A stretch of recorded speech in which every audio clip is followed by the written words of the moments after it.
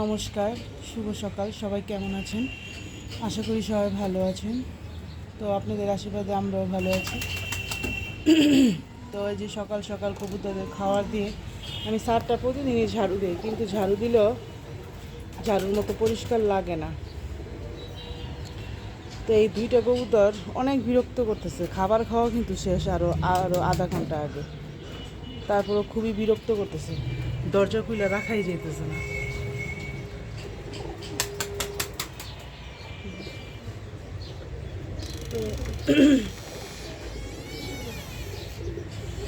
তো সকালের বাসি কাজ শেষ আমার। তো কাজের দিদি এসে ঘর টরও মুছে দিয়ে গেছে। তো মোটামুটি সকালের কাজ শেষ। এখন আমি যে সবজি নিয়ে বসছি কাটার জন্য, ফুলকপি, আলু, সিম, বেগুন। তো এগুলো নিয়ে আমি বসছি, কাটাকাটি করে নেই রান্না করার জন্য। আর অবনীতা আজকে বাসায় নাই। অবনীতা স্কুলে গেছে আজকে থেকে। স্কুল আরও আগে থেকে শুরু হয়েছিল, তো পুরোপুরি ক্লাস শুরু হয়নি দেখে যায় নাই। তো আজকে থেকে শুরু করছে যাওয়া। তো আমি তরকারিগুলো কাটি, মাছ ভিজিয়ে রাখছি। তো আজকে রান্না করব ফুলকপি ভাজি, তারপর তেলাপিয়া মাছ দিয়ে ফুলকপি, আলু আর সিম দিয়ে। কারণ তেলাপিয়া মাছ দিয়ে ফুলকপি আলু দিয়ে রান্না করলে আমার কাছে খুব ভালো লাগে খাইতে। তো আজকে এটা রান্না করব। তো কাটাকাটি করে নেই।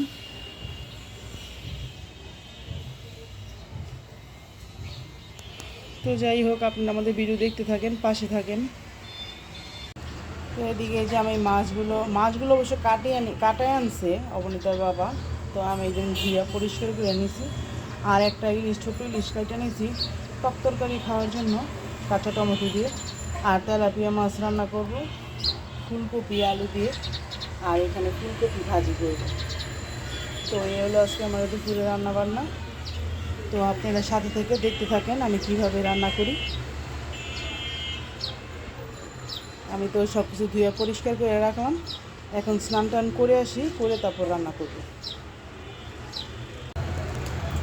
তো আমি সকালবেলা স্নান টান করে তারপরে পূজা টুজা দিয়ে এখন নাস্তা করে এখন যে রান্না করতে চলে আসলাম। তো মশলা দিয়ে মাছগুলো আমি মাখায় নিছি। এখন মাছগুলো কড়াইতে দিয়ে দিই ভাজা করার জন্য।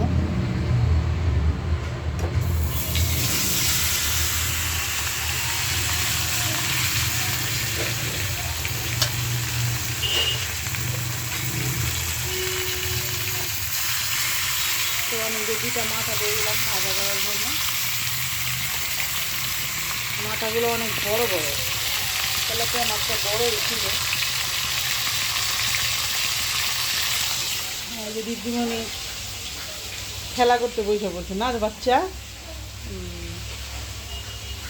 কি রান্না করতেছো বাবা? হ্যাঁ, সবজি। আচ্ছা, রান্না করো, মামাম খাবো। আচ্ছা। তো দিদিমণি রান্না বান্না করতেছে। আচ্ছা, ধরো। তো আমি রান্না বান্না করতে থাকি, আপনার পাশে থাকেন, দেখতে থাকেন।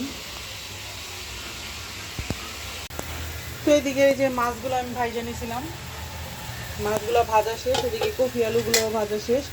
এখন মাছের ঝোল বসায় দিব।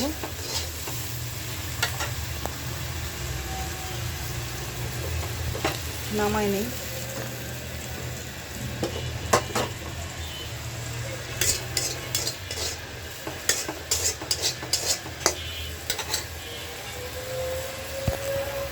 কফি আলু ভাজিগুলো নামাই নিছি। এখন কড়াইয়ের মধ্যে তেল দিয়ে দিছি।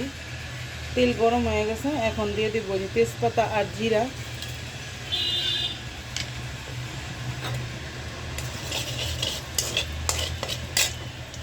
আমার তেজপাতা আর জিরা ভাজা হয়ে গেছে। এখন আমি মশলাগুলো দিয়ে দিলাম। এখানে আমি মরিচের গুঁড়া, হলুদ, ধনিয়া আর লবণ দিয়ে দিচ্ছি। তো মশলাটা একটু কষায় নিই। তো এতদিন তো দোতলায় রান্না করছি। তো কালকে আবার আমার ছোটো যা চলে আসছে। তো এই জন্য আবার তিনতলায় রান্না করতেছি। আর এখন সিলিন্ডার গ্যাসে রান্না করি তিনতলায় আমি। প্রতি সিলিন্ডারে যে আকাল পড়ছে, আর যাও পাওয়া যায় তাও অনেক দাম, 2500 টাকা করে নাকি একটা সিলিন্ডার। তো এর জন্য আমি নিচে থেকে বেশিরভাগ রান্না করে নিয়ে আসি। তো এই যে এবার কফি আলুগুলো দিয়ে দিই।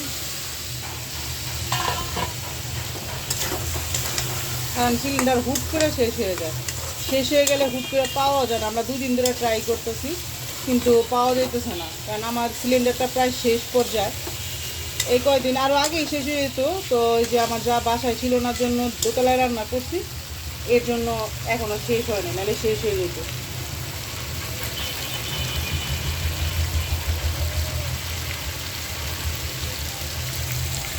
তো মশলা দিয়ে কফি আলুটা ভালো করে কষায় নিই। কফি আলুগুলো কষানো হয়ে গেছে, এখন জল দিয়ে দিব।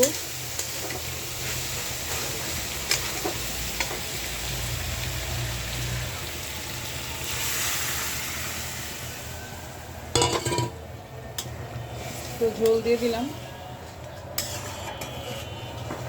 আজকাল ডাল রান্না করবো না, কারণ ডাল প্রতিদিন শীতের দিনে প্রতিদিন ডাল খেতে ভালো লাগে না। আর কালকে হলো সোমবার, কালকে তো আবার নিরামিষ, কালকে ডাল অবশ্যই রান্না করতে হইব, কারণ নিরামিষের মধ্যে ডাল না রান্না করলে হয় না। তো মাছের ঝোলের বলকটা আসুক। তো মাছের ঝোলের বলক চলে এসে এখন আমি মাথাগুলো দিয়ে দিই।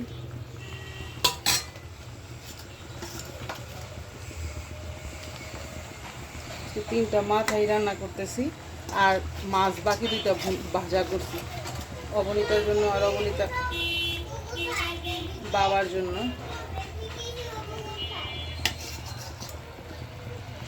এই যে দিয়ে দিলাম, ভালো করে একটু সিদ্ধ হোক।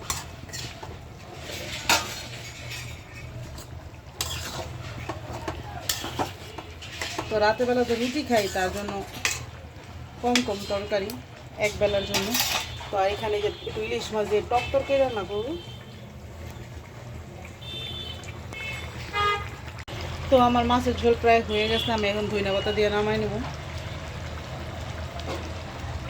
শীতের দিন তো প্রায় শেষ হয়ে যেতেছে, কারণ এখন আর শীত লাগে না, এখন গরমই লাগে, ল্যাপ কম্বল গায়ে দেওয়া যায় না।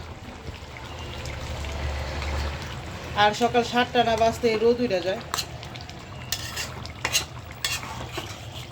তো এই যে আমার মাছের ঝোল রান্না শেষ, এখন নামাই নেব। তারপর ইলিশ মাছটা রান্না করবো টক দিয়া।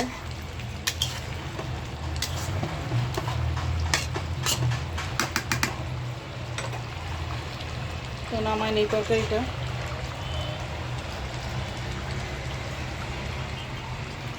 মাছটা রান্না করার জন্য আমি এখানে কড়ার মধ্যে তেল দিয়ে দিছি, এখন দিয়ে দিব সরিষা, কারণ টক যেহেতু রান্না করবো সেহেতু সরিষা দিয়ে দিব। আর ইলিশ মাছটা আমি কাঁচা রান্না করব। আর এখানে আমি সব মশলা গোলায় নিছি, হলুদ, মরিচ আর একটু ধনিয়া। এখানে জিরা টিরা কিছু দিব না, জিরার গুঁড়া দেখাবো।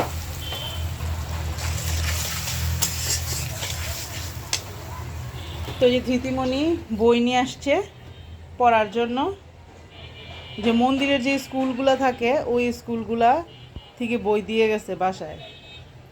না, 3টা বই দিদিমণি পেয়েছে। আজকে থেকে দিদিমণি পড়াশোনা করবে, ঠিক আছে? হ্যাঁ, কারণ সামনে শুক্রবার দিন সরস্বতী পূজা, সরস্বতী পূজার মধ্যে হাতে খড়ি দিয়ে তারপর দিদিমণি লেখাপড়া শুরু করবে না? হ্যাঁ। দিদিমণি পড়াশোনা করবে।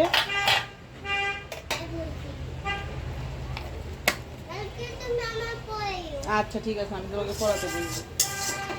তো এইদিকে এই যে মশলাগুলো কষায় নিছি, এখন ইলিশ মাছটা দিয়ে দিব, কারণ ইলিশ মাছটা যেহেতু কাঁচা দিব সেহেতু এই কষানোর মধ্যেই দিব।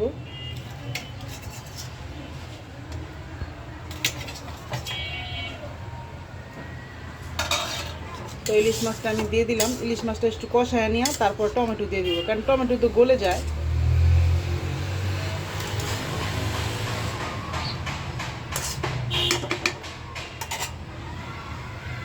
আর ইলিশ মাছটা কাঁচা মাছ খাওয়া যায়, অন্য সব মাছ আমি কাঁচা খাইতে পারি না, কিন্তু ইলিশ মাছটা খাওয়া যায়, কারণ ইলিশ মাছটা বেশি ভাজি করলে অবশ্য ভালো লাগে না, হালকা ভাজি করে তরকারি রান্না করে ভালো লাগে। আর টক তরকারির মধ্যে এভাবে কাঁচা আপনি রান্না করে খেয়ে দেখবেন, ভালো লাগে।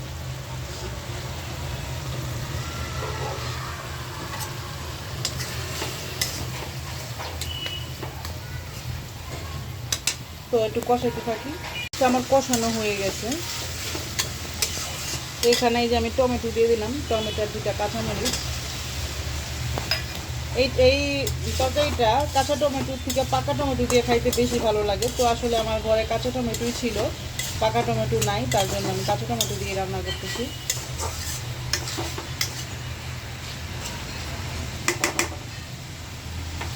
তো আমি হালকা একটু ঢাইকে দিই। টমেটো দিয়ে মশলার সাথে কষানো হয়ে গেছে। তো এখন আমি জল দিয়ে দিব। এখন নাড়বো না, নাড়তে গেলে মাছটা ভেঙে যাবে। তো ঝোল দিয়ে দিলাম।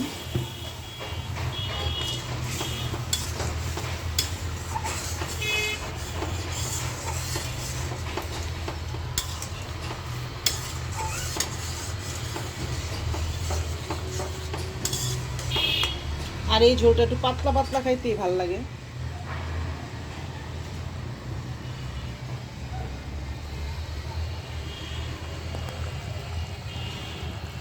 ইলিশ মাছের টক তরকারি। তো আর নামানোর একটু আগে আমি এটা জলপাই দিয়ে দিব। তো এই যে আমার তরকারিটা কষানো, ঝোলের বলক চলে আসছে। এই যে দেখি টমেটোটা সিদ্ধ হয়েছে কিনা। টমেটোটাও হালকা সিদ্ধ হয়ে গেছে। আমি এবার টকের জন্য জলপাই দিয়ে দিব। একটু পরে আমি নামাই নিব তরকারিটা। তো এইভাবে টমেটো খেয়ে, ইলিশ মাছ দিয়ে টক তরকারি খেয়ে দেখবেন টমেটো দিয়ে জলপাই দিয়ে অনেক মজা হয়েছে। এটা বিশেষ করে গরমের দিনে বেশি ভালো লাগে। তো আজকে আমার আসলে খাইতে ইচ্ছা করলো, তো তার জন্য খালাম, রান্না করলাম।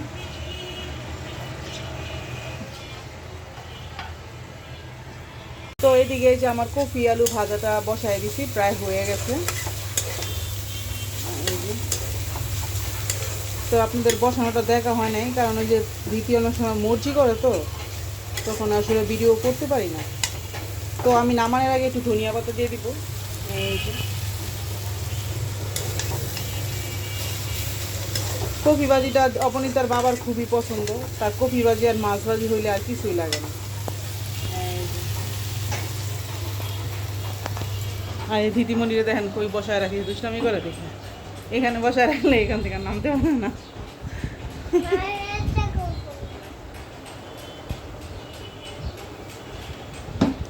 তো যাই হোক, কপি ভাজিটা হইলে ধনিয়া পাতা দিয়ে নামাই নিমু।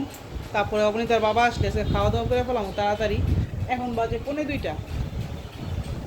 তো ওর বাবা আসলে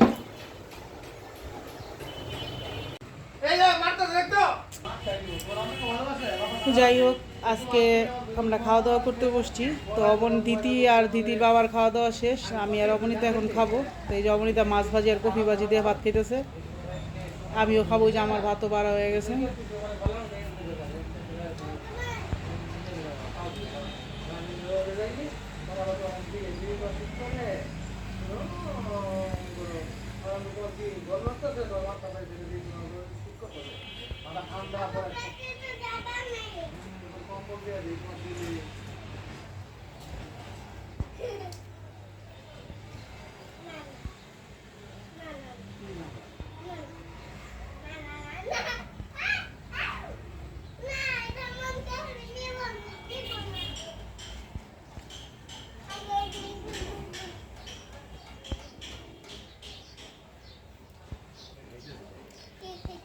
তো আমরা খাওয়া দাওয়া করতে থাকি। আজকের ভিডিও আর বড় করবো না, আজকের ভিডিও এই পর্যন্তই। সবাই ভালো থাকবেন, সুস্থ থাকবেন, আর আমাদের পাশে থাকবেন। আর আমাদের চ্যানেলটাকে অবশ্যই সাবস্ক্রাইব করবেন, লাইক করবেন, কমেন্ট করবেন। ধন্যবাদ সবাইকে।